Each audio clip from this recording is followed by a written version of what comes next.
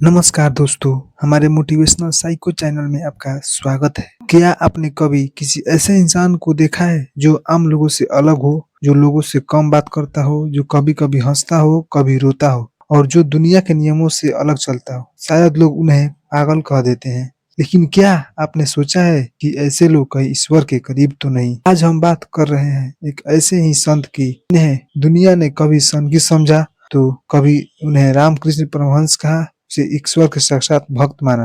रामकृष्ण परमहंस बचपन से ही असामान्य थे। वे अचानक भाव विभोर हो जाते, घंटों तक किसी मूर्ति को निहारते, कई बार हंसते हंसते रोने लगते, कभी घंटों ध्यान करते तो कभी माँ काली को बुलाए हुए चिल्ला पड़ते। गांव के लोग, मंदिर के पुजारी, यहाँ तक कि परिवार भी उन्हें अजीब, सनकी और पागल कहने लगे। लेकिन वे कहते थे, अगर दुनिया के अनुसार चलूं तो ईश्वर नहीं मिलेगा। और यही उनका पहला संकेत था कि वो आम नहीं, असाधारण थे। रामकृष्ण जी का ईश्वर से प्रेम पागलपन की हद तक था।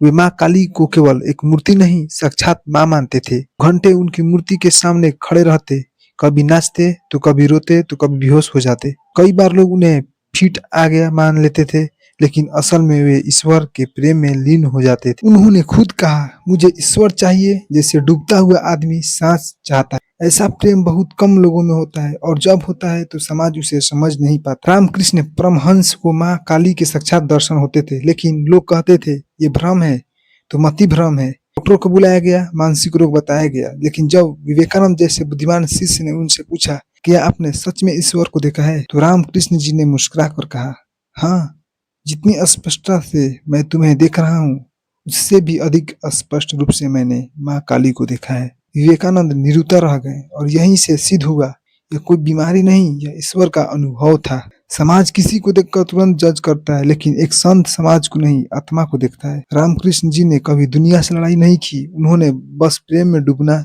चुना। वे कहते थे, दुनिया कहे पागल, मुझे परवाह नहीं। अगर ये पागलपन मुझे माँ के करीब ले जाए तो मैं उसे 100 बार अपनाऊंगा। क्या आपने कभी किसी काम को इतना प्रेम किया है कि लोग आपको अजीब समझने लगे?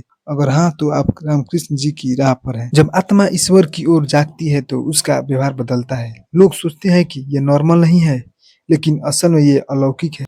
रामकृष्ण परमहंस जी के जैसा प्रेम अगर हर दिल में हो जाए तो इस दुनिया में हिंसा, नफरत और भय ही नहीं बचेगा। उन्होंने अपने जीवन से यह साबित किया कि ईश्वर कोई कल्पना नहीं, अनुभव है।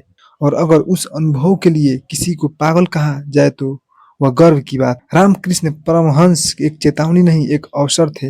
अवसर उस राह पर चलने का जहां आप दुनिया से नहीं, ईश्वर से जुड़े होते हैं। तो अगर कभी कोई आपको अलग, अजीब या पागल कहे तो मुस्कुरा कर कहिए, हाँ, मैं उसी ईश्वर की ओर पागल हूँ जिसे तुम अब तक ढूंढ भी नहीं पाए। रामकृष्ण परमहंस कहते हैं, भक्ति वो दीवानगी है जो ईश्वर के दरवाजों तक ले जाती है। अब फैसला आपका है, दुनिया के साथ सामान्य बनाना है या ईश्वर के साथ अलौकिक।